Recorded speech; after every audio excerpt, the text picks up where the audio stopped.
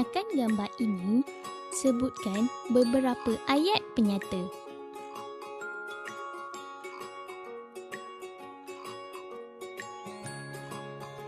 Ibu sedang mencuci pinggan. Adik sedang membantu ibu mencuci pinggan. Pinggan itu dicuci oleh ibu. Ibu dan adik sedang mencuci pinggan.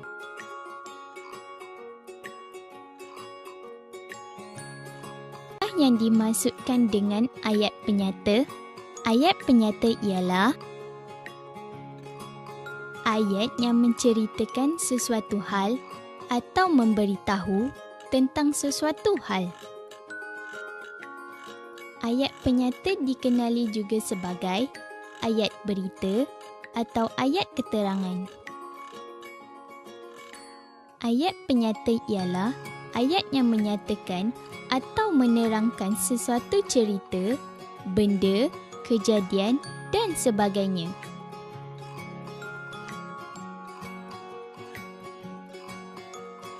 Terdapat 5 jenis ayat penyata, iaitu ayat transitif dan ayat intransitif, ayat aktif dan ayat pasif, ayat songsang, ayat nafi, ayat inti dan ayat gabungan.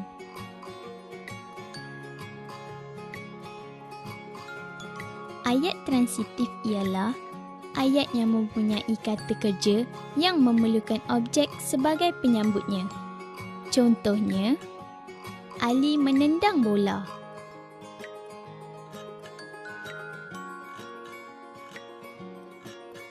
Ayat intransitif pula ialah ayat yang mempunyai kata kerja dan tidak memerlukan objek sebagai penyambutnya.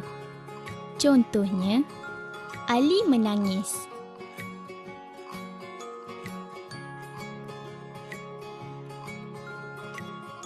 Ayat aktif ialah ayat yang menunjukkan subjek melakukan sesuatu terhadap objeknya.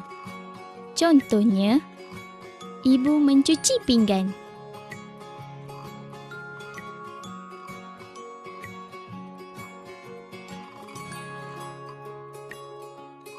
Ayat pasif ialah ayat yang mempunyai subjek yang menjadi sasaran perbuatan pada kata kerja dalam ayat tersebut.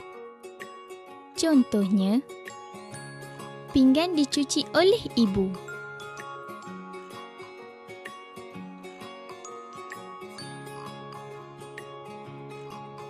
Ayat songsang pula ialah subjek yang berada di belakang predikat ayat yang telah menjadi terbalik.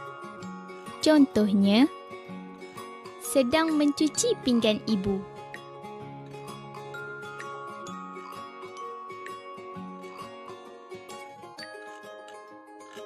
Ayat nafi ialah ayat tunggal atau ayat dasar yang merupakan satu ayat sahaja, terdiri daripada subjek dan predikat.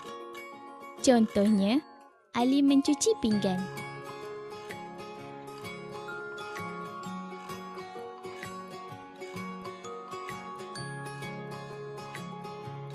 Ayat gabungan ialah ayat majmuk yang menggabungkan satu atau lebih ayat tunggal menjadi satu ayat yang lengkap. Contohnya, apabila anda menggabungkan ayat-ayat tersebut, Ibu mencuci pinggan, Adik mencuci pinggan. Ayat gabungannya ialah Ibu dan adik mencuci pinggan.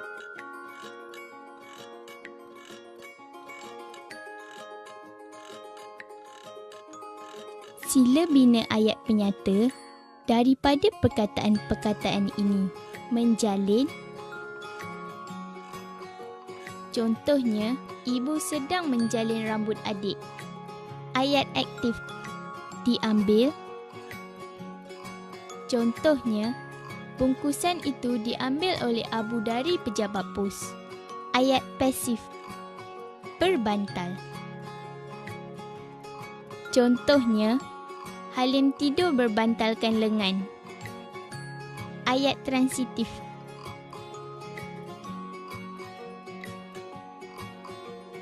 Berdasarkan petikan ini, sila kenal pasti ayat penyata dan jenis-jenisnya.